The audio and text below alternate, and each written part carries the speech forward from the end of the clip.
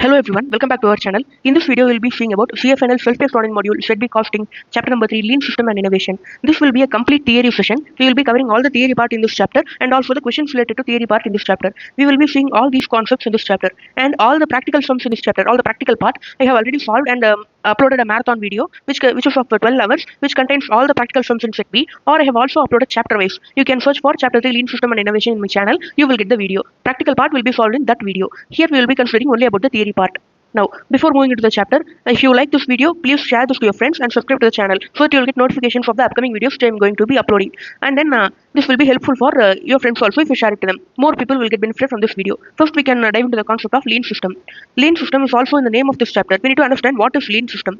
Lean system, I will tell the background history of that. In 1980s, Japanese Toyota company, I think you know the Toyota company, that company was a star performer in 1980s. It was performing in an exceptional manner when compared to the American and European counterparts. Car manufacturers, Toyota was performing exceptionally well.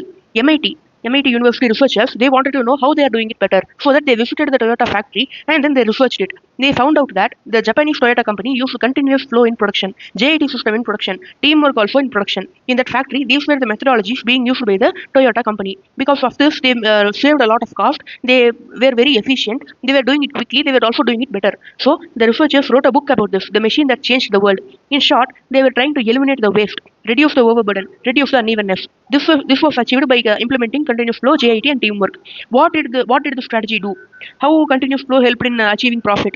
What is the meaning of continuous flow is that when moving from one process to another process, the assembly line, the product will not have any waiting time. No waiting time will be there. Waiting time will be completely eliminated. JIT means just in time. In this methodology, we will have no excess inventory. We will not make inventory pile up. We will not store a large amount of inventory. Only minimal inventory will be maintained. Teamwork. We should have only enough number of employees. Do not keep a lot of employees. And then if you want an employee, hire him. Do not put more pressure on the existing employees. If you want to do more work, you can hire extra employees. Avoid overburden on the existing employees. These were the things achieved by the Toyota company. These things together, they are calling it as the lean system. In lean system, they are considering that we have seven or eight waste. Waste means which is unnecessary. The main word here is waste. Waste means something which is unnecessary. It is not necessary for the consumer or the organization or the society. It is not necessary. Even if you eliminate it, we will create a very good product. That is the meaning of waste. The eight type of wastes are: one is transportation, movement of people inventory unnecessarily or for a very long distance. That is a waste. And then inventory, having excess inventory. What will be the problem of excess inventory? You have to give rent for warehouse, electricity, fuel, security charge, everything for that maintaining extra inventory in a warehouse.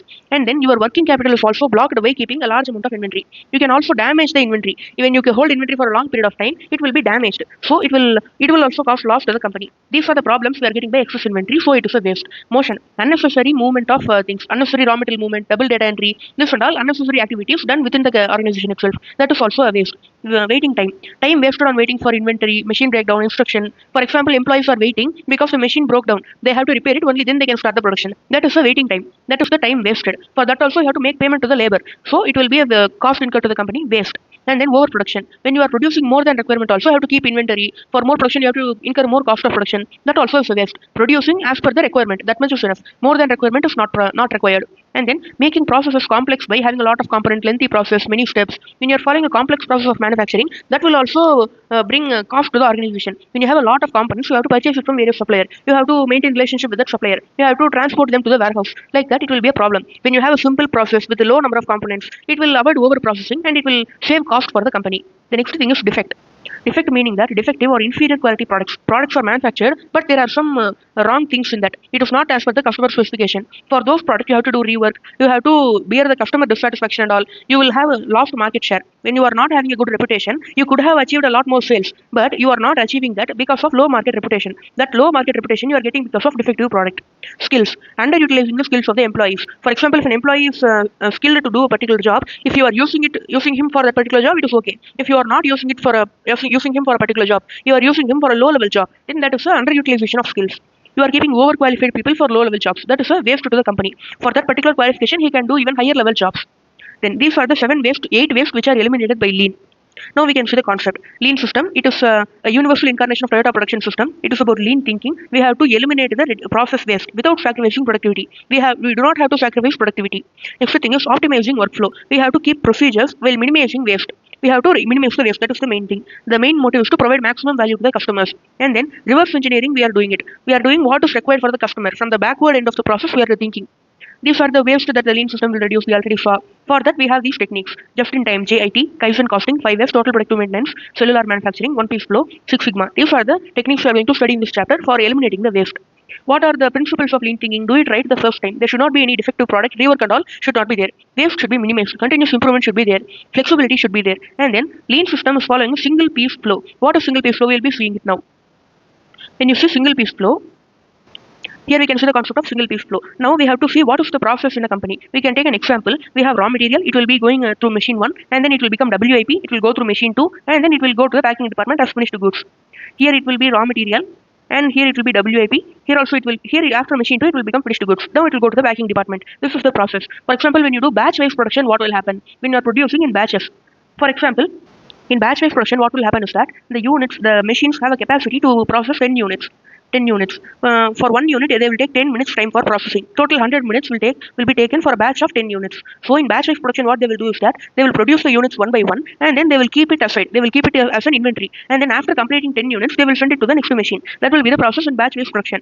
Producing units one by one, the units processed will remain in the inventory till the batch completion. After completing a batch of 10 units, they will send it to the next machine. And then machine 2 also will do the same. They will process one by one, and then after completing 10 units, they will send it to the packing department. Here what will happen? For the first batch, when processing the first batch, 10 units were being manufactured. Till the completion of the 10 units batch, machine 2 and packing department will remain idle. They will be not doing any work. They will be just sitting there without any work. They will remain idle till one batch of 10 units gets completed by machine 1. That is a problem. That is a waiting time. That is what we have to eliminate. And then for keeping the 10 units inventory also, we will require inventory holding cost, working capital blockage, everything will happen. When you eliminate these two, we will save cost for the company. What will happen in a single piece flow? For example, when one unit is being processed, it will not wait for batch. It will directly send it to machine 2. And then it will process it in 10 minutes and directly send to packing department. They will not wait for batch. Now one by one, units will be processed and it will be immediately sent to the next machine. They will not collect it like a batch. Here we eliminated the waiting time, and then we also eliminated the holding cost of inventory. So this is the advantage of single piece flow. So we will reduce the labor waste, overproduction, space, defects, inventory, transportation. These we can eliminate by using single piece flow. Zero waiting time, zero inventory, pull processing, continuous flow of production, continuously finding ways to reduce the process time. These are all the benefits of using single piece flow. The next thing is benefits of lean management. What are the problems solved by lean management? We will get improved quality. We will get fewer defects. When you are doing in a single piece flow manner, what will happen is that if a unit is being transferred to a second machine, what will happen is that if there is any defect, it will directly find it out and then inform to the first machine. They can rectify it. Or else what will happen is that when you do in batches, even if there is a defect in the entire 10 units, it will be discovered only when machine 2 starts processing. Till that time, it will process on, and it will be producing bad units. So you can easily identify the bad units when you are reducing a single piece flow. Immediately when you are sending it to the next machine, they will find out the defect in it. So that is the meaning of fewer defects. And then reduce inventory. It will require less space. It enhances the manufacturing flexibility and all. It makes identifying future Kaizen simpler. What they are saying is that we can identify the problems and improve them. That is what they are saying. You can ensure a safer work environment. This and all you can understand only after completing this chapter, because they have given the advantages of each and every technique. Here we have seen different techniques, right? By implementing all these techniques, what will be the benefits they are saying? All these techniques as a collection only, we are calling it as lean system. So it will also it will also address the issues like low productivity, prolonged cycle time, costly organization, rampant wastage, dissatisfied customers and employees. After completing this chapter, if you come and read this, you will understand this better. Now the next thing is in lean management, lean system, what are the three main people who we have to satisfy? Customer, employees and then organization. These are the three important people who you have to satisfy. Customer is because it is a customer oriented market. Employees, because we already saw in second chapter that employees should have worker satisfaction. Organization, because we are trying to achieve the organizational objectives. The next thing is just in time. Just in time we are using to streamline a production process. We have to eliminate the waste in production. Waste should be driven out of the process. It will have a positive impact on the product cost, meaning that it will reduce the cost. In just in time, what they are saying is that the system whose objective to produce or procure products as they are required by a customer. As and when the product is required by the customer, you have to give it. It will be a pull system. We already saw in chapter 1 and chapter 2 what is a pull system. It will be responding to the demand. In chapter 3, sum solving also, I would have explained about the pull system of supply chain. And then it will be driven by demand, same definition. The receipt and usage of material will coincide. We will not keep inventory pile up. As and when we are getting the raw material delivery from the supplier, we will use it immediately in the production. We will not purchase it in advance and keep it in the inventory. This will reduce the inventory. This will minimize the waiting time. We can find the defects in the raw material also easily. The next thing is we have to see what is the difference between JIT and normal purchasing. JIT, it is about purchasing of material. When you are purchasing raw material from the supplier, you can implement the JIT system. And then you have to see the difference between normal purchasing and JIT purchasing. In normal purchasing, what will happen? You will purchase in a bulk quantity for discount. Since you want more discount, you will purchase in a bulk quantity. And then you will store that bulk quantity in a warehouse. After that, whenever it is required for production, you will transport the raw material from the warehouse to the production floor. The inspection will be carried out in the warehouse and in the production floor. When you are getting delivery for in the warehouse, you will inspect the raw material. After bringing it to the production floor also, you will again do inspection. And then sometimes raw material will be delayed. If the supplier makes delay in delivering the raw material, it will delay our production process. In JIT purchasing, what will happen? We will get high quality material. The quality of material, we will make a contract with the supplier that the quality is the responsibility of the supplier. He has to provide high quality material. And then he has to provide it without any delay. The delay should not be there in delivery of raw material. This and all, we will be doing a contract with the supplier for implementing this JIT system. Without any delay, we will get the quality material. Since we are getting an assurance on the quality of the material, we need not do any inspection. We can directly get the delivery in the production floor and we can immediately use it in the production. We need not do any extra inspection and all. We need not store it in the warehouse. Directly the supplier will deliver high quality material without any delay to the production floor. That is what will happen in JIT purchase. This we will be achieving by a contract with the supplier. It will reduce the inventory holding. And then we have to get the materials at the exact date and exact time when it is required directly to the production floor. The supplier will visit our factory and then see at what time it is required. He will see the layout of our factory, how the supplier can help in production for our company. We will use ordering mechanism and all. We will use electronic data interchange to order raw material from our computer system. We will be using JIT production, which will reduce the amount of work in process. As we already saw, it will eliminate the amount of work in process. It will reduce the long production runs. This we will be seeing later. This we will not be understanding in an in-depth manner now. I will explain this each and every point in detail. And then in JIT production and JIT support, these two points only we are going to see in detail. Here they have given a diagram about the JIT system and normal system. In normal push system, supplier will give raw material, we have to change it into work in progress, we have to change it into finished goods, and we have to reach it to customers. This will be done on an anticipatory demand basis. But in JIT system pull model, we will start the production after the order of the customer. It will be in a backward manner. This below arrow mark is for the JIT flow, and then the above arrow mark is for the traditional push system. In JIT purchasing, what is the advantages you are getting? Quality clause will be there. We have to get a minimum quality in the raw material which we are getting. Zero price variance. We will also make a contract for a fixed price because he is doing inspection for us. Supplier is doing inspection for us. He is also delivering high quality material direct to the production floor. So we have to pay a fixed price for that. And then we will get on time delivery. We will reduce the amount of inventory and then zero defect will be there. These are the benefits of JIT purchasing. In JIT production, we will have short production runs. This and all we will be seeing now. Here first we have to see the problems. What are there? What are the problems that will be eliminated by JIT production? It will reduce the amount of work in process. First, we can see the reduction in the amount of work in process. That is the problem here. The first problem is reduction in the work in progress. How we will reduce the work in process? First, we have to see how the work in progress material goods, how they are getting piled up, how we are generating excess work in progress. For example, we are doing a streamlined flow of parts. The main goal is streamlined flow. Machine 1 and Machine 2, we have two machines in our factory. Machine 1 has a capacity of 1000 units production per hour. Machine 2 has only 500 units production capacity per hour. In first hour, what will happen? It will produce 1000 units, 500 will be sent to Machine 2, and then this extra 500, it will be held in the inventory, warehouse. It will be sent in the next batch. And then second hour, what will happen? It will again produce 1000. In that 500 will be sent to Machine 2. Remaining 500 will be held in the inventory. Now in the second hour, what is happening? We have total 1000 units outstanding in the inventory. In the third hour, again we will have 500 processed by Machine 2, 500 we will have outstanding in the inventory. So we have 1500 units outstanding in the inventory. For this units, we have to incur inventory holding cost, and then we will have working capital blockage because these are all being stagnated in the production process in the form of work in progress. This will cause WIP pile up. That is the problem number one.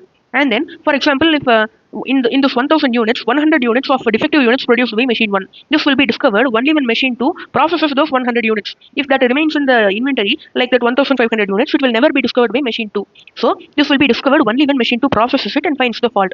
So, large quantity of defective WIP will be stored in the inventory. These are the two main problems. This we can solve in two methods. First method is Kanban card. What is Kanban card? For example, here we have two machines. Same machine, here has 1000 units capacity, here it has 500 units capacity. Machine 2 will send a notification card to process only 500 units. Only 500 units will be processed by Machine 1. It will be directly sent to Machine 2. There will be no WIP pile up. Machine 1 will process exactly 500 units and wait for the next Kanban card from Machine 2. Only after the next notification card, it will again produce 500 units. So there will be no inventory pile up. It will avoid the inventory pile up and save the inventory holding cost. And then the next method is cellular manufacturing. Cellular manufacturing, it is a small group of machines. There will be a lot of working cells. Here the main unit is working cells. We will arrange the machines in such a manner that we will have separate cells. Like if you see in the diagram here, you can see that this is one cell, this is one cell, this is one cell. We have 3 cells. In each cell, we will have small machines. Instead of having a traditional assembly line, which will be in a streamlined, which will be in a single manner. In only one assembly line, all the products will be manufactured. It will be a very large assembly line. But in cellular manufacturing, we will have different cells. In each cell, we will have small machineries, small and simple machineries, and then in one particular cell, they will manufacture one product. These 3 machines will be managed by a single operator, and that particular operator will move the WIP raw material between these machines. And then from this particular cell, we will get one single product. In the second cell also, we will get one product manufacturing. In third cell also, one product will be manufactured. Like this, we are dividing the complex large machinery. In a traditional supply line, we will have only one single assembly line. In that, we will have complex large machines which will manufacture large number of products. That we are dividing it into number of small cells. This will be called as working cells. Single operator will operate all the machines in a single cell. The single cell will operate independently. For example, if you want to do any design change in cell number 2, other 2 cells will be unaffected. Cell 1 and 3, it will normally manufacture the product. Only cell 2 will be stopped for design change. It will not affect the other cells when you are changing the design. What is the result? It will avoid the inventory pileup. In one cell itself, machine 1 and machine 2 we had, right? Machine 1 and machine 2, they have to process. In a single cell, it will not have that much capacity. It will process only 100 units. Here also it will process only 50 units. Here it will process only 50 units. But this will be operating as an independent cell, and we will have a separate production for this particular cell. They will not have any inventory pileup. One day after finishing all the process, 50 units of finished goods will be held in the inventory. That also we will be starting the production only after the order of the customer. That is the meaning of JIT. So we will have independent cells there where we will be manufacturing. So it will avoid the inventory pileup. And then the operator, he is only operating all the 3 machines. So when he is moving the work in progress from one machine to another machine, he will easily find out the defective parts in the production. And then small machines are simpler to maintain. The operator itself, he will be given training to do limited maintenance. He will do limited maintenance for the machines, so that when he does regular maintenance, the machine life will be extended. And then most of the maintenance will be done by the operator. It is easy to reorganize the production setup. When you want to reorganize, you can easily reorganize. You can assign machine cell 1 to product number 1, cell 2 to product number 2, cell 3 to product number 3. You can easily change if there is any minor changes also. So it will be easy to reorganize. That is the advantage of cellular manufacturing. How to implement cellular manufacturing? You have to replace large automated machines. In a traditional assembly line, you will have large automated machines that you have to replace with small simple machines that can be operated by a single operator. You have to give training to the operators about maintenance and then how to operate multiple machines. In a normal traditional manufacturing, what will happen is that there will be one operator for machine 1 and then one operator for machine 2. This operator will know only to operate machine 1. Machine 2 operator will only know about machine 2. They will not know about maintenance and all. But here in cellular manufacturing, operator number 1, this operator knows to operate all the 3 machines. He can do maintenance for all the 3 machines. He can find out the defective parts also by himself. So we have to give training to the operators. This is the solution for first 2 problems. We saw here that we have some problems. We saw how to solve the problem of reducing for piling up of work in progress. And then we also solved the problem of training employees how to operate different machines and doing limited maintenance. This also we solved. Now we have to see the problem of setup time and long production run. This we have to see what is the problem and what is the solution. Now we have to see about the problem of setup time, long setup time and long production runs. Here, for example, if you take, we have setup time of 5 hours. We have to start a setup, we have to do a setup before starting a production. And then for doing one setup of 5 hours, the cost is 10,000 rupees. Now the total number of units to be manufactured is 1 lakh. We have to produce a total of 1 lakh units. Now we have to decide the batch size. If we produce 1000 units in one run, in each production run, before starting the production run, we have to do the setup. In one run, one production run, if we do 1000 units, so totally for doing 1 lakh units, we will require 100 production runs. Before every production run, we have to do a setup. So number of runs is equal to number of setup. We would require 100 setups. And then the total setup cost will come to 100 setups into 10,000 per setup. It will come to 10 lakh. Now, the setup cost is this much we incurred in total. For per unit basis, if you see total 10 lakh setup cost, total 1 lakh units we manufactured, the setup cost per unit will come to 10 rupees. But when you manufacture 10,000 units in one batch, you are increasing the batch size. You are increasing the batch size. You are producing more units in one production run. Then you will require only 10 production setups. 10 setups only will be required. Then the total setup cost will come to 1 lakh and the setup cost per unit of finished goods will come to 1 rupees. The total setup cost is reduced. Why? Because we are producing a large number of units in a single batch. So the managers traditionally what they will try to do is that since we are having a setup cost, they will try to minimize the setup cost. So we have to reduce the number of setup. So we have to reduce the number of setup with keeping the same number of units. So we have to manufacture more units in a single setup. In a single setup, we have to manufacture the maximum number of units that we can. Only then we can get low setup cost per unit. So this is the work of the traditional managers. This is what it will happen in a normal situation. Setup time will be high. So high setup cost will be incurred. Managers will decide long production runs. Long production runs means large number of units will be manufactured in a single run. Per unit setup cost will come in a reduced manner. And then JIT. In JIT, what we will do? We will directly attack the setup time. The setup time of 5 hours is the main problem. This is why we are getting a high setup cost, and then we have to try to manufacture more units in a single setup. We will directly attack the setup time, and we will remove non-value added activities in the setup time. We will reduce the setup time so that it will be helpful. We will not keep the setup time constant and attack the number of units which is being manufactured in one setup. We will directly modify the setup time. This will be done in JIT. So by doing this, we avoided the inventory pileup. Traditionally, inventory pileup will be happening because they have to run less number of setups. This we solved. Now the next problem is that we have to alter the supporting accounting systems also. Now we are going to see the alteration in accounting system. Before that, we can see the changes in workforce. By implementing JIT, we have to make changes in the employees also. In a traditional manner, what is the role of the operator? One machine has one operator, and then that operator will know only about that one single machine. The work will become boring over time. If a supervisor or operator, he works for a number of years, it will be boring about his job. Nothing will be new in his job. No awareness about the process will be there. They will just know about that one machine. They will not know where it is, what is the role of that machine and product in the entire organization. That all they will not know anything. They will not know to operate any other machine also. Only that single machine is given for them. No knowledge about breakdown or the problems in machine. Even if there's a minor problem in the machine, they won't be able to solve it by themselves. Now in JIT system, what we are doing is that we are using a new age model with one operator operating multiple machines. The cellular manufacturing which we saw earlier, we have to give training to the operator for limited maintenance. He has to do a limited amount of maintenance to the machine. He should be able to spot the errors in the product. He should be able to operate multiple machines. He should know how to stop the machine if any error is found. And then he should also understand the entire production process and then the place of this particular machine or working cell in that particular production process. Those workers will be called as empowered workers. They will be given more awareness and more training. They will be given extra responsibility also. They have to take care of their own machines assigned to them. For example, in cellular manufacturing, if we have these 3 machines, this operator will have to take care of all these 3 machines. Limited maintenance will be done by the operator. Now this is the change we have to do in the workforce. We have to change the employees, and then we have to do changes in accounting system also. Now in JIT, what we are doing, we are asking the supplier to deliver the goods directly to the production floor as and when required. We are not keeping an inventory pile up, so there will be a large number of deliveries daily. Whenever it is required, the supplier will deliver to the floor. So there will be a large number of deliveries. We have to do more accounts payable entries. This is problem number 1. And then for every delivery, since it is being directly sent to the production floor, manufacturing factory, we cannot verify the delivery whether it is delivered or not, whether it is done directly to the production floor, whether they have been given correct number of units. Then all we cannot verify.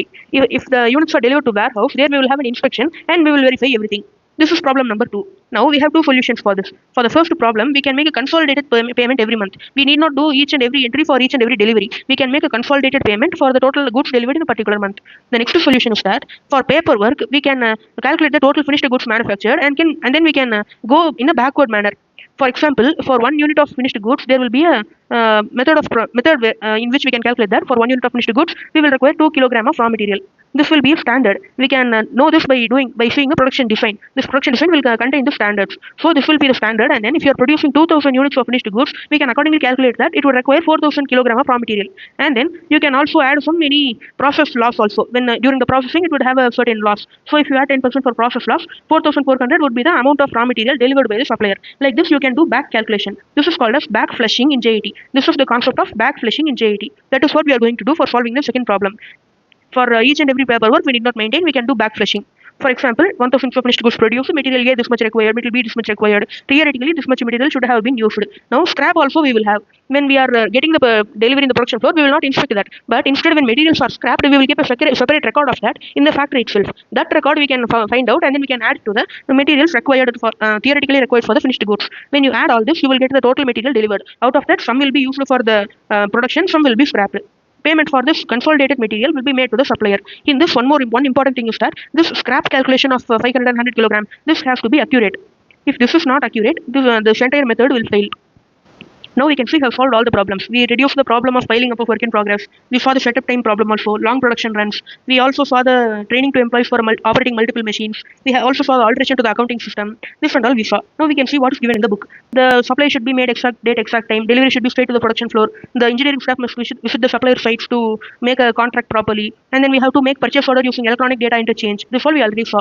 And then drivers, then they can bring small deliveries to the production floor as and when required. They can even drop it to the particular machine where it is required. We can do that also. Then we saw about the setup time. Then we saw about the operating speed of the machine, the different operating speed of the machine. Here we saw an example that here if we can see, here the capacity of machine 1 is 1,000 units in 1 hour. This is 500 units 1 hour. This is the difference in operating speed. They are taking the difference in capacity in the name of difference in operating speed.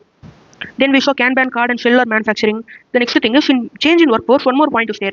We have an empowered workforce now. Now those employees are allowed to stop their machines when they see a problem, and they can either fix it on the spot because they have the training, or they can call in and repair team. This is the system there. And then historically, what will happen is that earlier in a traditional system, the employees are not allowed to stop the machine. Even if they see any error, they have to raise a report. That report will be going from manager to senior manager to director, and then the top management will see, and then they will forward it to the report team. That hierarchy will be there. Formal problem analysis report and all will be made after the end of the month. We have to solve the problem as and when it is arising. So then only then we can solve the problem quickly and save cost for the company. This will create a quick response. So in JIT, the workers are allowed to stop the machine by themselves. And this variance reporting and all, that much we need not spend it because the problem is solved then and there. We also saw the alteration accounting system. Now, pros and cons in JIT. In JIT system, the aim is to meet the customer demand timely manner. We are getting raw materials at the exact time. We are starting the production. We are making quick production. We are reducing the setup time. Everything to meet the customer demand in timely manner. High quality product we are producing. We are also trying to reduce the total cost. And one more thing is that what is the disadvantage in this? It is difficult to operate without inventory. We are trying to reduce the inventory pile up, but if we reduce it if there is a sudden disruption in the supply chain, we have a raw material shortage. We will also not have any stock left. We will get to the stock as and when it is required. So we won't have any inventory. We won't be able to sustain even for a small shortage in raw material. So this will expose us to a disruption in the supply chain. Features of the JIT system: cellular manufacturing. We will have multi-skilled employees who will work on multiple machines. We can eliminate defects using total quality management. We can reduce the setup time. And then we have to select the supplier based on our conditions. They should be able to deliver directly to the production floor. They should give high quality material. They should give as and when it is required. Everything they should give. According to this condition, we have to select the supplier. Low variety of goods. These are the pre-requirements for a JIT system. If you want to implement a JIT system, these are the conditions which should be existing before implementing in your company. Low variety of goods. If you have a large number of variety, we cannot use this method. And then we need very good trade relation with the vendor. The supplier should be following our conditions, quality condition and all. Information system. We should have computer-based information system. We should be able to predict the demand of the customers. If there is unpredictable demand, it will be good only if we keep a minimum amount of inventory. Here our goal is to reduce the inventory. And then, so we have to have a predictable demand. Total quality management should be implemented. We need defect-free raw material. We need to do preventive maintenance. These and all are the prerequisites of a JIT system. The JIT system will reduce the cost of waste. They will reduce the waste assets or excess inventory they will waste. They will reduce. And then this waste of material will see a sharp drop. And then product cost also will be very low. The cost of production will become will be reduced because we are reducing the excess inventory, we are reducing the waiting time, setup cost and all. Ultimately, it will reduce the total cost of production. Overhead cost, this warehouse facility and all we are eliminating because we are not keeping any inventory. So the cost of material handling facility in that warehouse and all will be savings for us. We will save the overhead cost. Product price also, since we are implementing total quality management as a prerequisite of JIT, we are implementing total quality management. So we will have a high quality in our product. With that high quality, we can charge a premium price. The customer will pay because it is a product differentiation strategy. We have a unique product. It is of a high quality. Then backflashing. We already saw the concept of backflashing. No data entry will be done till the finished goods is completed. Then we will calculate the raw material based on the number of finished goods units produced. For that, what are the problems in backflashing is that production reporting. For example, the total 1000 units of finished goods produced means this number should be accurate. And then scrap reporting. As we already saw, scrap should be separately noted properly. Lot tracing. Lot tracing means that, for example, supplier is sending different lots to us in different time. And then one time supplier informs us that this particular lot, which we sent on 2nd September, it has some defective product. If he is telling like that, we cannot separate that material. As and when we are purchasing it, we are using it in machinery and producing finished goods. We cannot find out which finished goods is produced from which raw material. That is a very big problem. Only a picking system can do it. We need a separate system for separating the lot tracing. If we want to do backflashing along with the lot tracing, we need to have the right software. And then inventory accuracy. Since we are doing it on the basis of approximate calculation only, total this much finished goods produced, this much is the amount of scrap, everything is not highly accurate. It is just a overall figure which we found out. It will not be accurate. So it is difficult to maintain accurate inventory records. Here the system will be a complete failure if we have a worst scrap reporting. This scrap reporting should be very proper. For that, we want an experienced supervisor. When we want to hire an experienced supervisor, we have to give more salary. So when backflashing, all the input should be proper. Amount of finished goods, scrap, everything should be proper. For that, we have to hire proper staff, which will undergo a little turnover, meaning that the staff will not leave our organization. In JIT practice, we are trying to operate with minimum levels of inventory. The objective is suppliers should actively participate, and then we have to make changes in the whole production process, and then everyone should contribute actively. We should use the best practices for each and every vendor. It will help in replenishment efficiency. We have to fill the stock as and when required, and it should be efficient. We will also be focusing on flexible manufacturing, using manufacturing cells and all. And then here we have the replenishment trigger concept, meaning that when we have to refill the stock, the reorder level, that and all we have to keep it properly. And then we have to review the method of supply from vendors, how they are supplying us, what are the process followed by the supplier. That also we have to modify appropriately so that we will get the materials properly at the right time. And then we have modular standard containers and all. We can, they have given many things here. Here what is the problem is that here we have a company, they want to implement JIT into their system so that they can operate with minimum level of inventory. Here what solution they are giving? They are saying that we can use a modular standard metal container and all. We can have 25 JIT parts which will be supplied in a sequence so that we will have a round pickup, allocation and picking also we can do it, and then this will reduce the replenishment lead time. Since it will be supplied in a sequence, we will not get stock out and all. We will be supplied in a sequence, and then as and when it is over, we will get a new stock. And then what are the benefits? We will have a lowest inventory level. We can manage with minimum inventory. We can track the real-time status of the supplies, where it is where is the orders traveling, the purchase raw material order, that and all we can track it. And then we can handle the change management also. Since all the suppliers know about our system and all, if we make any change, the suppliers will easily understand it. Setup time will be significantly reduced. We have to focus on specific areas to process goods faster. We also have to try to increase the production time reduce the production time of the goods. And then we have to keep a good relationship with the supplier. That's all about this case study they have given. Now we have illustration number 1, which we saw in the practical video, and then we are going to see the next concept, Kaizen costing. Kaizen costing, the word Kaizen is a Japanese word that means continuous improvement. It is based on the logic that we have to do small improvements over a small period of time. Additionally, incrementally, we have to do it repeatedly. It will be continuous so that we can achieve a greater efficiency on the long run.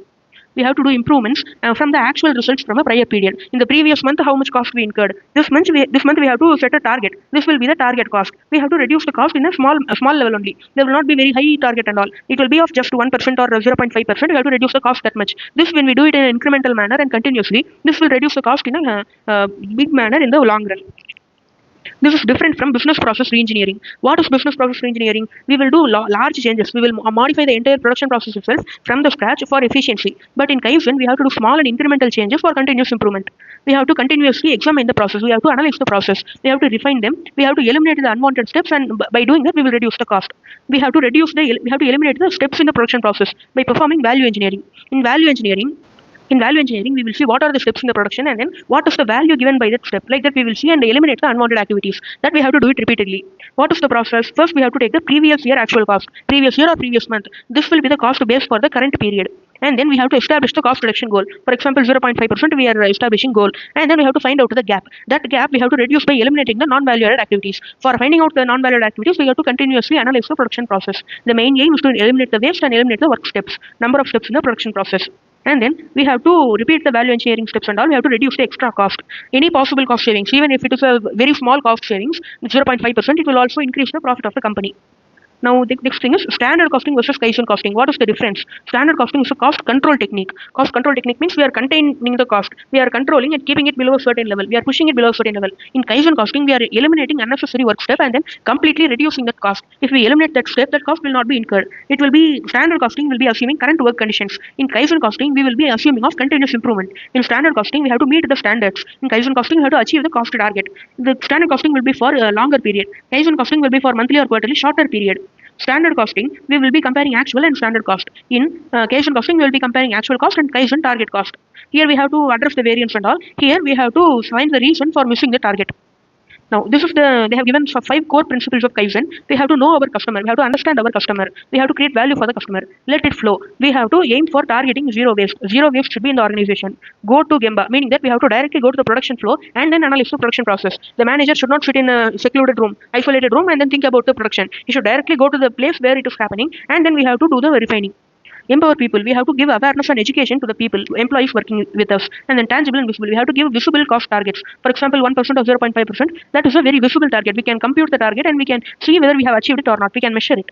We have to have a gradual improvement in Kaizen costing. We have to make collective decision making. We have to involve everyone in the decision making, and then there will be no limit for the improvement. Every month you are doing incremental improvement. There is no limit for the improvement. And then we have to set standards and then continually improve the standards. For this month you are doing 0.25% cost saving. Next month you have to do 0.3% cost saving. So we have to do it in a continuously improving manner. We have to eliminate the waste, improve the system. We have to involve all the employees in all the areas of the business. So that's all about the Kaizen costing. Now we have another case scenario which is about Kaizen costing. That is also based on the same thing only. Same difference table we saw, right? That same thing they have given in a case scenario type. You can read it by yourself. Now the next thing is a practical insight. Here also they have given a practical insight in a real world how they have implemented Kaizen. They have given the amount of cost savings also that you can read by yourself. It is just a practical example. Now we are going to the next concept called 5S. 5S is the foundation of total productive maintenance. If you have seen the video of practical sums of this chapter, I would have explained what is total productive maintenance and what is overall equipment effectiveness. You would have known about it. Now 5S is the foundation of total productive maintenance. It is the basic thing above which the total productive maintenance is built upon. It is a workplace organization method. It is a method to organize the things. And then we will use 5 Japanese words for this 5S model. This is the foundation of TPM. These are the 5 Japanese words. Those Japanese words you need not remember, but we will have the English words which you have to remember. Sort, set in order, shine, standardize, and sustain. Here, meaning that sort means you have to divide the things which are in your workplace. Set in order means you have to categorize, and then we have to keep it properly in one place. We have to allocate the places, and you have to keep it in them. Shine, you have to keep the place clean. Standardize means you have to maintain this every day, and then sustain, you have to maintain this for a long period. The standardizing means this should be the norm. Now, we can see it one by one. Sort means we are dividing the things in our workplace into various categories. The things which are not required, things which are required in future, things which are required in any other place. In the workplace itself, in this particular cabin, we don't want this. We need that in that particular place. Like that, we can separate it. And then we can also categorize the things which are available in excess of requirement, which are in excess of requirement. These choices are generic. You can also create separate categories according to your own company. Sorting can be visual aided. You can keep tags for it. You can keep a red tag for not required. You can keep green tag for required in future. Like that, you can keep color tagging also. And then this will be helping to reduce the obsolete items. Outdated items, we can throw it out. Defective items, we can find it out. Scrap items, we can separate it. And then we can also find out the dislocated items. Items are in place where they should not be. And then we can also find out the extra items. And then in sorting, what we are getting benefits is that we are eliminating the obstacles for working. We will not be disturbed by unnecessary items because we will eliminate all the unnecessary items. Only important items will be in our workplace. We are preventing the accumulation of unnecessary items. Now the second step is set in order. This is a systematic arrangement. Now we found out what are the categories of the products, and then we have to keep it in a proper order. There shall be a place for everything, and everything shall be in its place. We should allocate place for each and every product, and we should keep it there. We have to keep the arrangement efficient and accessible, and then we have to keep everything according to their uses. For example, in a pharmacy, high demand medicines will be kept nearby so that they can easily take it. Now the next thing is set in order. We can help in lean thinking. We can use it in lean system in this manner. We can eliminate the waste in search time. We can correct the abnormalities. If there is something abnormal, we can find it out. We can save the space. We will have efficient place. By doing it, keeping it in every accessible places, we are increasing the efficiency. The things should be available as and when they are required. And then the shine. Shine means we are cleaning the things. We should not keep it dirty. When the workplace is clean, the workers will like to work there. Now standardize. Standardize means there will be some standard operating procedures. These are the procedures and practices which you have to follow for organizing the workplace. You have to keep smart standards, meaning that specific, measurable, achievable, relevant, and time bound. The standard practices which you are setting, it should be following this smart standards. For example, reduce scrap by 10% in 6 months within the assembly section. This is a specific goal, measurable 10%. It can be achieved also. It is relevant, and you are giving a time limit also. Like this, you have to set the goals. And then sustain. You have to maintain this over the long run. Daily you have to monitor. You have to allocate the areas. This area, for keeping the standard, this person is responsible. Like that you can keep. You can keep a red tag campaign. You can use visual aids and all. Structured communication should be there. You have to give training to the employees on how to do that. And periodic audit, checking. And then motivating the staff. You can keep the staff motivated by giving some rewards and all. That is the concept of 5S that I have given in a short manner here. Now the next concept is how 5S is helping in lean thinking. Here, when you categorize everything and keep everything in order, it will not cause the problem of old equipment hiding the new equipment. When you have a lot of equipment not in any order, you cannot find something which is required. You should be searching all over the place and you will not get it easily. And then from old equipment will hide the new equipment so that you will eventually forget about the new equipment that you purchased. It can also be used in manufacturing, healthcare, education, government sector also you can use it. So this is the pyramid in this 5 years. Organizing the workplace, it is the foundation of lean manufacturing.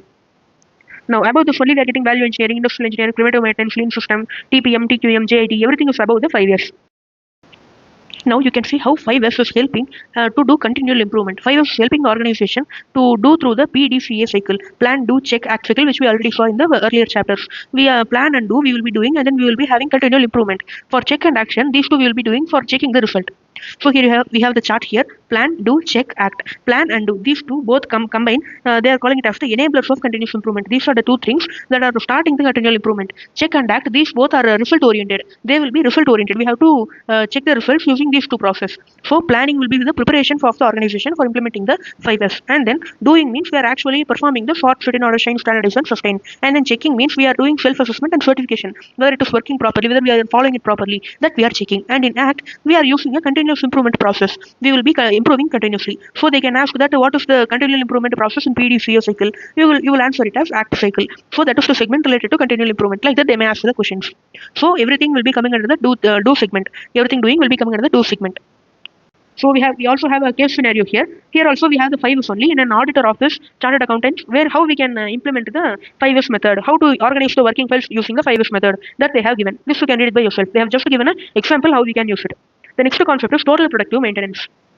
The meaning of total productive maintenance is that we have to do regular maintenance for the equipment and machinery so that it will maintain the quality of the machinery. It will last for a longer period. This was first introduced by Messrs. Nippon Denso Company of Japan, a supplier of Toyota Motors Company. We can introduce it in the organization in 4 stages. First stage is preparation stage. You have to create a proper environment and you have to give awareness for all the people working there about the program of total productive maintenance. And then introduction stage, you have to start the program, give information to the supplier and all. Customer also can give the information. Other people who are concerned by the TPM, they can get the information. You have to do proper regular maintenance of the machinery in an autonomous manner that we will be seeing one by one. That you have to do. That is the meaning of total productive maintenance. Implementation. You can implement the pillars of TPM one by one. These are the 8 pillars. We are going to see the meaning of this in detail. Now the next thing is institutionalizing. You have to keep this in a maintained manner over the long run.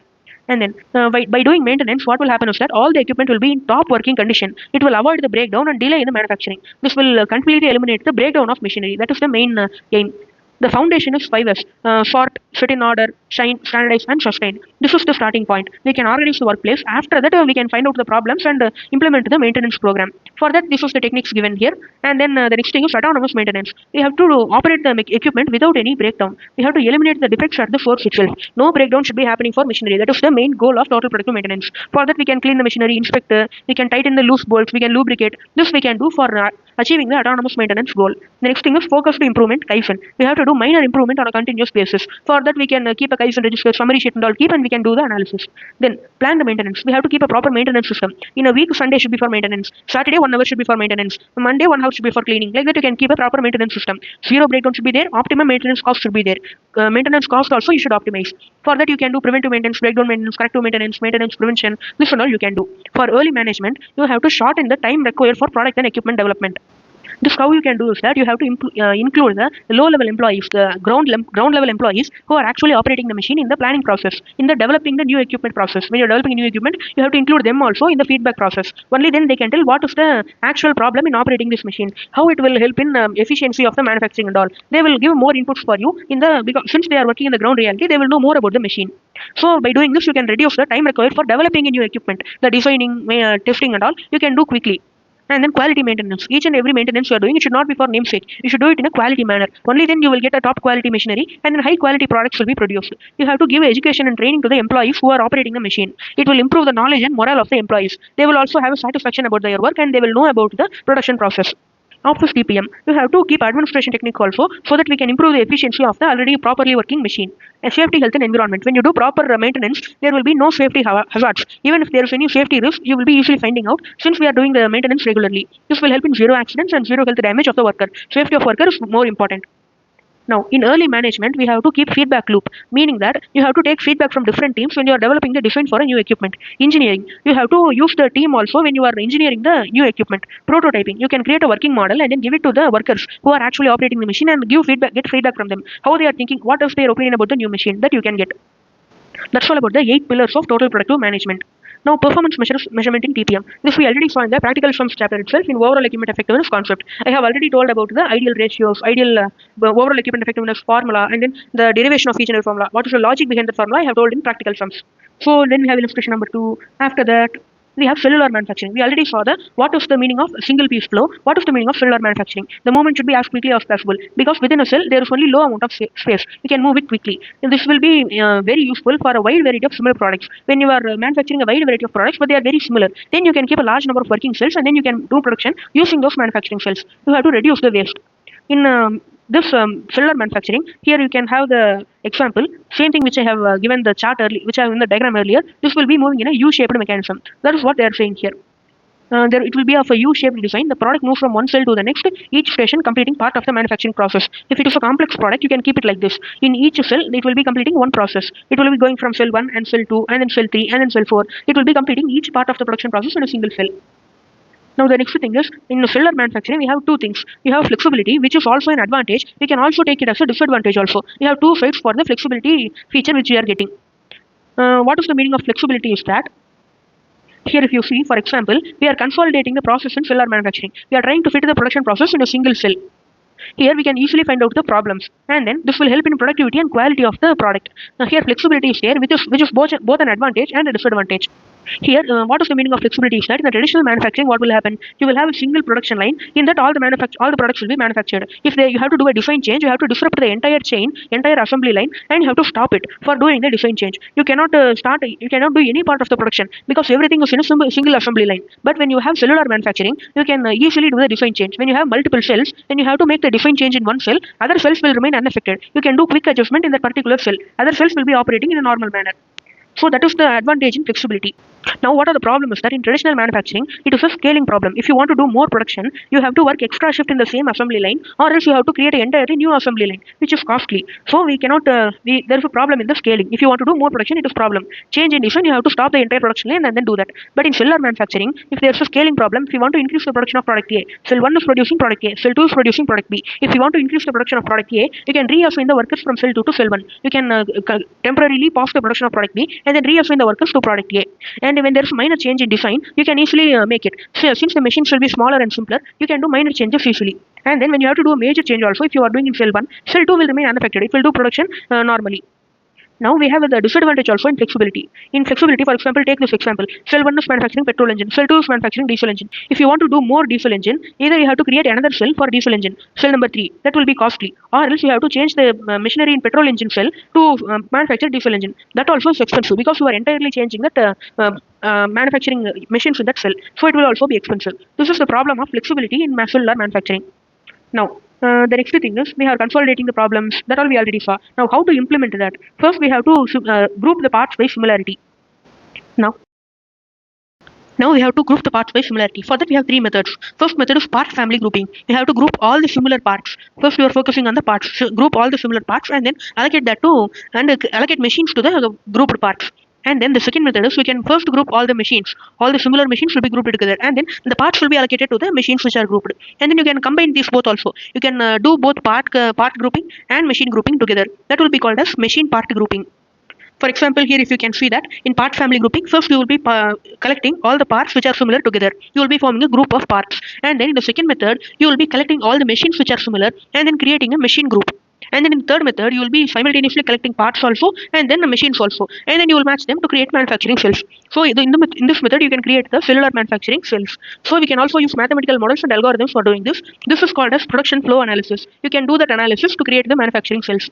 And then they have given the mathematical model name called rank order clustering algorithm. They have given the concept and formula and all. We do not have any practical questions, so you can just give a reading. If you understand, it's okay. Even if you do not understand, it's not required. The next thing is we are going to see about the benefits and costs because of implementing this. When you are doing manufacturing in cellular manufacturing, scattered process, they are transformed into short and focused paths. It will reduce the flow time because it is being the products are flowing within the particular cell alone. The distance should be reduced. You can increase the floor space. You can optimize the space. You can keep more number of manufacturing cells in a particular space. You can save inventory. You can save handling cost. You can also save scrap and rework because the defective product will be identified by the operator itself. Then higher validity costing, meaning that you can do costing in a very much meaningful manner. For a particular cell, you can collect all the cost and you can create it. You can distribute it over the number of units produced in the particular cell. And then cells that are underperforming, manufacturing cells which do not perform that much, you can improve them or you can eliminate them. And then you can easily identify the problems in the cells. And then this will bring a group cohesiveness, meaning that all the cells will work together, and then you can also scale the manufacturing. You can bring more cells if it is required, and then you can also scale it down to a single cell mechanism. Each and every cell you can monitor separately. You can keep managers for them, and then workers can easily see the problems and improvement also you can do. You can experiment the improvement by implementing it on particular number of cells and seeing whether they are producing more units because of this improvement. Also, you can reduce the overhead cost, and then the decrease in production flexibility also I told that. we will have a decreased production flexibility because of cellular manufacturing. It is difficult to change the machines to solve the diesel engine problem. We find the example that here, this is the example which we saw to see the problem of flexibility disadvantage. If you want to convert the petrol engine cell to manufacture diesel engines, it will be costly. That is the problem in flexibility as a disadvantage. Now that's all about the benefits and cost. And then these are the difficulties in creating flow. Creating cellular manufacturing, what are the difficulties? There will be exceptional elements which do not fit into any cells. Machine distance you cannot reduce in some cases. Bottleneck machines and parts are also another problem. Machine location, relocation, you have to relocate it to form particular working cells. Part routing, cell load variation, cell reconfiguring. For changing the cells into different dynamic systems, you need to realign everything. Operation completion times, inter and intracellular material transferring. Sometimes the material transfer also it gets complicated. These are all the difficulties in cellular manufacturing implementation. Now we can see the next concept. The next concept is Six Sigma. This was created by engineer Bill Smith. He was working in Motorola in 1986. He was the one who created this concept. This was popularized after a person used it in General Electric in 1995. It is nowadays used in many sectors of the industry. The main objective, the main goal is to identify and eliminate defects in the product. When there are defective products, the customer satisfaction will not be there. So we have to eliminate the defects to achieve customer satisfaction. The main thing is to practically achieve the zero defects. There should not be any defective products manufactured. We can combine it with a balanced scorecard approach to provide analysis and statistics and all for improvement. The primary focus is we need overall business improvement. For increasing the customer satisfaction, we will take the decision based on data-driven facts. For the data collection and all, we will do. And then management improvement process also we have to do. Proactive management team. For doing all this, we want a proper team. Collaboration within the business. Within the business, we need collaboration between the teams. Improve cycle time and to reduce the cost. We have to reduce the overall cost. Goal for perfection by reducing defect. We should aim for perfect production. Here, Six Sigma practices are based on the following assumptions. We need a stable process and predictable process. We should know each and every step of the process. There should be no variance in that. And then we can measure, analyze, and improve and control the process. That kind of process we can use Six Sigma. And then we need overall commitment from the entire organization for eliminating the defects. Especially top level management should cooperate. Next thing is numerical concept of Six Sigma. What is the numbers, actual numbers we need to see?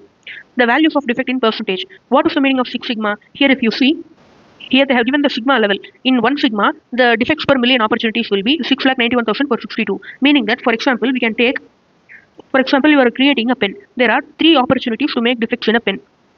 There are 3 opportunities to make defect. You can take the nib, body, and then ink. These are the 3 places where you can make mistakes when manufacturing a pen. These are the 3 opportunities. And you are manufacturing total 1000 pens. So total how many opportunities you have? 3 opportunities for every pen. So for 1000 pens, we have 3000 opportunities.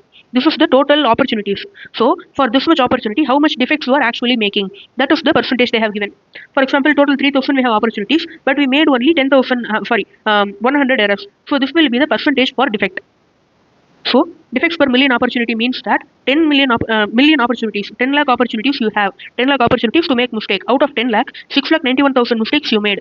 So 69% you manufacture defective units. The proper units you manufacture is 31% only. Now when you are going to 2 sigma level, the 3 lakh will be the defects per 10 lakh opportunities. 31% defective, 61% are the proper units. When you are going to 3 sigma, 66,000 will be the defects, 6.7% defective. When you are going to 4 sigma, 6,000 defects and then 0.62% defective. 5 sigma, 233 defects, 0.023% defective. When you are going to 6 sigma, 3.4 defects per million opportunities. When you are having 10 lakh opportunities, you are doing only 3.4 opportunity errors. So when you divide it, you will get a small percentage. That is the very small percentage of error.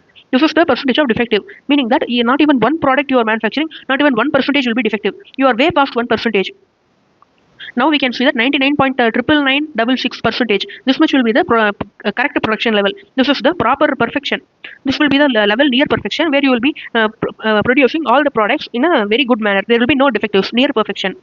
So these are the control limits. For 6 sigma, this much will be the proper manufacturing percentage. This will be the defective manufacturing percentage.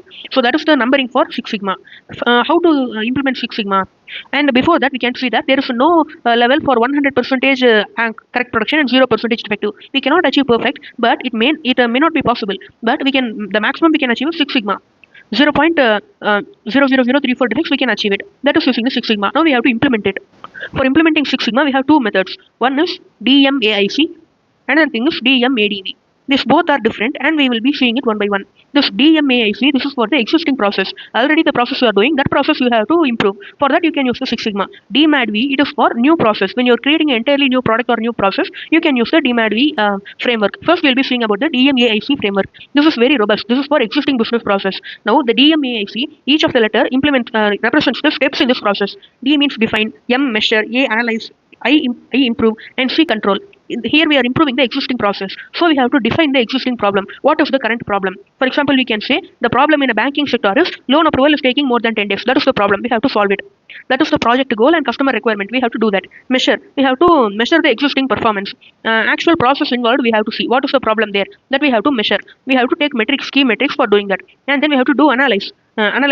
We have to find out the root cause of variation. Why we are getting time? Why it is taking more than 10 days? That reason we have to find out. That is the step of analysis. And then improving. Improving means after finding out the root cause, you have to improve it, rectify the root cause, solve the problem. You have to modify the process so that it will be taking a less amount of time. Now, control. Control meaning that after improving, you have to maintain the improved performance. You should make sure that it does not revert back to the old level. You have to make modifications and sustain the new process. Define the existing problem, measure the existing performance, analyze the root cause of the variation, improve the root cause, and then solve the problem. Control means you have to maintain the same thing for a long period of time. This is the framework of DMAIC. You can use this for improving existing business process. DMAIC you can use only when it is an existing product. You have a continuous improvement process. Only a single process need to be altered. Competition is stable, customers unchanging behavior, technology is stable. Under these assumptions, you can use DMAIC. Now, when you are seeing DMADV, we have it here. When you are creating a new high quality product, you can use this. This you can use to satisfy the customer for the new product. First, you have to define the project goal for the new project. For the new project, what is the goal that you have to measure? You have to find out. First thing is, for example, we can take an example of electric vehicles. If you are going to start a market, you start a production of electric vehicles, you have to do research and refer the past information, and you have to see the problem. What is the project goal you have to define? And then you have to do measurement. You have to measure the specification. What should be the specification of the car that you have to see? What should be the battery? What should be the top speed? What should be the charging time? These metrics you have to measure, and then analyze. You have to see what are all the alternatives that you have for creating the electric vehicle. Alternatives meaning that you will have 3 types of battery, you can have three types of car outer body design. Like that, you will have different alternative.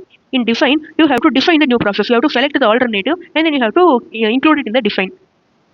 Create a prototype. In designing, you have to choose each and everything. You have to choose battery number 1, you have to choose car outer body number 2, and then create a prototype, a small working model to see whether it is working properly or not. You have to give it to customers. They will use it and give feedback to you. This will all come under designing. New process, designing. The prototype creating and feedback loop also, it will come under the designing only. And then verification. Check if the product meets the customer needs. After that, you will give it to the actual customer, and then you will check whether the goal is achieved or not. That you will verify. First thing is define the new project, and then measure the specification which is required by the customer, and then analyze the alternatives. Define it and create a prototype and give it to the customer. Verify whether it is whether the product meets the expectation of the customer or not. That's all about the DMADV framework. Here in a case scenario, they have given a case scenario for implementing DMAIC. Here they have actually used DMAIC methodology. You can read this to see how they have used it. The next thing is concept insight. They have also given the application of DMAIC in a banking sector. That's all about the Six Sigma concept. Here also we have the following circumstances for using DMADV. New product, you can use DMADV. Existing process is optimized. The project is very important. Multiple processes are to be altered. When you want to alter multiple process, you can use DMADV. For a single process, DMAIC is proper. Competitor is changing, customer behavior is changing, technology is growing. Now you can use the DMADV framework. Now, what are the similarities between DMADV, DMAIC? The defect per million opportunities. That is the main focus in Six Sigma. Both are using the same kind of quality management tools. Customer needs for the basic things in both these methodologies. That is the similarity between these two. DMAIC for existing process, DMADV for new designs. Now, when we say that DMADV and DMAIC use same kind of quality management tools, we have to see what are the tools. Here they have given in a point that what are the tools being used. They use a variety of common tools to illustrate project charter and plan, effort impact analysis, process mapping. These are all the tools coming under the defined process. In addition to this, they are also using a tree diagram. All things are coming under the defined process. And then for quality function deployment, measurement systems, analysis, check sheet, process capability. These are all the tools which are used in the measure process. And then histogram, Pareto diagram, run chart. These are the tools used in the analyze process. They may ask what are the tools used in what kind of process, that they may ask you. And then scatter graph, statistical analysis of data. These are also used in the analyze process. They have given the different tools which they are using to perform the function. Define, you have to do it. For doing that, we have this kind of tools. Measure, we have this kind of tools. Analyze, we have this kind of tools. So these are the varieties of tools being used for doing define, measure, and analyze. For these three steps, these are common in both DMADV and then DMAIC. So these DMA is same in both the places. So these are the tools they are using for commonly for doing both this process. Now the next topic is difference between these two. Same thing, existing process, new process, reactive one, proactive. When you are creating a new product, you will be proactive. You will increase the capability of existing thing under DMAIC. You will increase the capacity under DMADV. And then DMAIC, you will see quick improvement because you are doing an existing process. In DMADV, you will be seeing only it in a long term. The next thing is, in a DMA, you see, you will reduce the cycle time, reduce the number of errors in the existing process, you will improve the search time and all. They have given examples for DMA DB also. Next thing is limitation of Six Sigma. Six Sigma will focus on quality only. There should be no defect. It does not work with intangible result. Infrastructure investment is required. If you want to create a new process, infrastructure is required. And then it may be complicated when you are implementing this for some task. Not all activities need to meet the Six Sigma standards. There may be some activities for which Six Sigma is not applicable, and then you can use it only for a specific type of process. Now, some process they may not come under the Six Sigma methodology, and then there will be a lot of real-time barriers. This is a theoretical concept that we discuss, but there may be ground reality problems which you have to solve. Lean Six Sigma. You can also combine Lean and Six Sigma to achieve greater efficiency. Now, we are going to see the last topic of this chapter, process innovation. The process innovation, we will be creating a newer, significantly improved production or delivery method. We will be changing the process. This new or improved production system, you can use it in addition to the existing system, and then you can stop a process and then replace it. You can do an extension of the existing process. You can do innovation in the process. You have to do something new in the process. But small change in the price of the material or regular seasonal changes, that and all will not be considered in process innovation. You have to do something new in the process to improve it. Now, in production, how you can use it? You can enhance the manufacturing or production process. In delivery, you can give software solution, innovative tools to combat the delivery problems in delivery system. Like barcode tracking system, you can implement. Support services. You can also simplify the services of purchasing, maintenance, and accounting. This and all you can simplify by using process innovation. Here they have given a practical insight about how they have implemented process innovation in the real world. Then they have also given a concept insight of BPR and PI, business process reengineering and process innovation. As I already said, these two are similar concepts. BPR, business process reengineering, is for amending the existing process. Process innovation attempts to implement a new process. Business process engineering for existing process, but process innovation is for new process. Now that's all about the theory concepts in this chapter. Now when you see MCQ, here we can see that 5S fits in which stage of the plan, do, check, act cycle. Here they have given that plan 5S fits in do segment in the plan, do, check, act cycle, because it is the actual thing which you have to do as the platform for doing the total predictive maintenance and all. That is the base. So you have to do it. It will fit in the do segment. And then what is not a benefit of shine? Inventory reduction will not come under shine. It will come under other category, because shining means cleanliness. Now, rise and improvement process does not focus on improvement by innovation. They will not do any innovation at all. They will try to reduce the non-valued activities. That's all.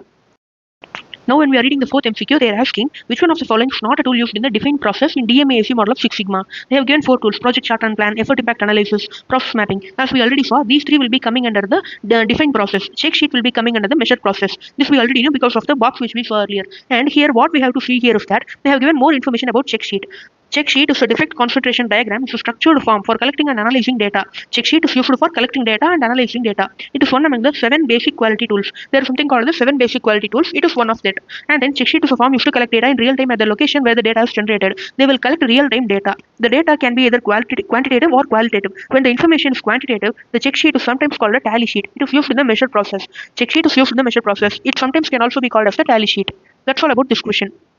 Now, the next thing is they have asked me to calculate the overall equipment effectiveness. This you can do it easily. I have covered it in the marathon video. In the case scenario booklet, they have a similar question. The same question I think we have in the ICA case scenario booklet. There I have solved it. Now, the next thing is, what is the base platform for total predictive maintenance? 5S is the foundation that we already saw. Now, that's all about the questions in this chapter. Now, that's all. We have solved all the questions in this chapter and the concepts also. Thank you for watching this video. If you found this video useful, please like this video, share this to your friends who are also preparing for FITB. It will be helpful for them also. Thank you.